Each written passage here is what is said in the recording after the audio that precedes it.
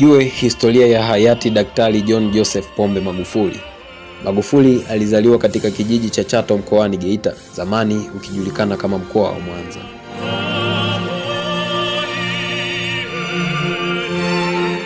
Alipata elimu yake ya msingi katika shule ya Chato na baadaye kuendelea na elimu ya sekondari katika shule ya Leki na Mkwawa. Alijiunga na Chuo Kikuu cha Dar es Salaam ambapo alihitimu shahada ya sayansi ya kemia na hisabati.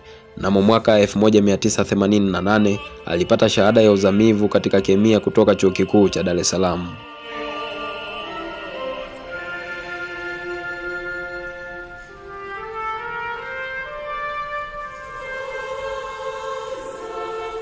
Daktari John Joseph Pombe Magufuli alifanya kazi kadha wa kadha katika sekta za elimu, viwanda na siasa, na kazi kuu alizowahi kuzifanya ni pamoja na ualimu, ambapo alianza kazi kama mwalimu baada ya kumaliza mafunzo ya ualimu katika chuo cha ualimu cha Mkwawa, akifundisha masomo ya kemia na hisabati katika shule za sekondari. Baada ya ualimu alifanya kazi katika viwanda. Alijiunga na kiwanda cha Nyanza Cooperative Union ambavyo hivi sasa kinaitwa Nyanza Bottling Company, ambapo alifanya kazi kama mhandisi wa kemia na kushirikiana katika shughuli za uzalishaji viwanda. Magufuli aliingia rasmi katika siasa mnamo mwaka 1995 alipochaguliwa kuwa mbunge wa jimbo la Biharamulo Mashariki. Alianza safari yake ya uongozi wa siasa kupitia Chama cha Mapinduzi CCM na alianza kushika nafasi mbalimbali za uwaziri katika serikali ya Tanzania. Baadhi ya nafasi alizowahi kushika ni kuwa naibu waziri wa ujenzi. Mnamo mwaka 1995 mpaka mwaka 2000 alianza kutambulika kwa jitihada zake katika kuboresha sekta ya miundombinu. Mnamo mwaka 2000 mpaka mwaka 2005 alikuwa waziri wa ujenzi. Alisimamia miradi mikubwa ikiwemo ujenzi wa barabara na madaraja nchini.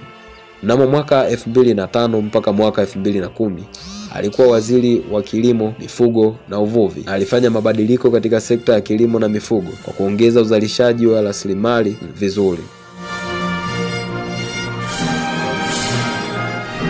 Magufuli alionyesha uongozi bora na nidhamu katika kila jukumu alilolishika, jambo lililompa sifa kubwa kabla ya kugombea urais katika mwaka 2015. Magufuli alianza siasa akiwa mwanachama wa Chama cha Mapinduzi CCM mnamo mwaka 1995 ambapo alichaguliwa kuwa mbunge wa Chato, na katika serikali aliteuliwa kushika nyadhifa mbalimbali kutokana na utekelezaji wake mzuri katika nafasi yake, na hii ilimpatia sifa na heshima kubwa kwa usimamizi wa miradi na ya miundombinu ikiwemo ujenzi wa barabara. Mnamo mwaka 2015 Magufuli aligombea urais kupitia tiketi ya Chama cha Mapinduzi CCM na kushinda kwa 58%, na alizindua sera ya hapa kazi tu, ikisisitiza uwajibikaji, kupambana na ufisadi na kusimamia maendeleo ya uchumi.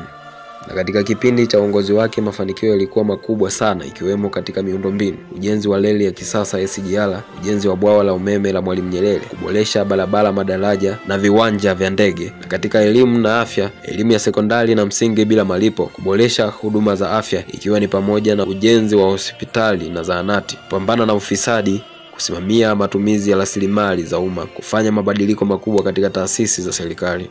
Magufuli katika uongozi wake alipitia changamoto mbalimbali, ikiwemo uamuzi wake wa kupunguza uhuru wa vyombo vya habari. Alipigwa vita na makundi ya haki za binadamu. Alikosolewa jinsi alivyoshughulikia janga la corona, ikiwa ni pamoja na kupiga vita chanjo na kutangaza kwamba Tanzania imeepukana na ugonjwa huo.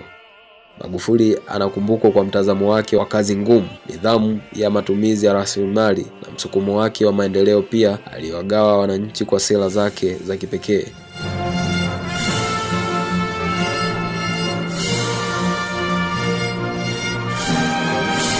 Mnamo tarehe 17 Machi majira ya saa 6 za usiku, Tanzania ilipatwa na pigo kubwa na watu kupata huzuni. Makamu wa Rais Samia Suluhu Hassan alitangaza taarifa za kifo cha Rais Daktari John Joseph Pombe Magufuli. Mnamo tarehe 17 Machi mwaka 2021, ikiwa madarakani, serikali ilitangaza kuwa alikufa kutokana na maradhi ya moyo, lakini uvumi ulienea kuhusu sababu za kifo chake. Ndipo makamu wake Samia Suluhu Hassan aliamua kuchukua nafasi yake na kuwa rais wa kwanza mwanamke wa Tanzania.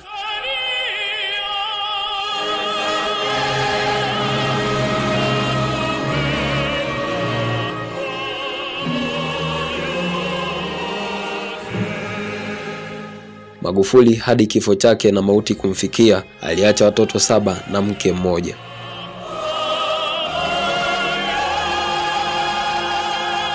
Asante sana, na niliyekuandalia taarifa hii ni mimi Muamini Adam Kasuva.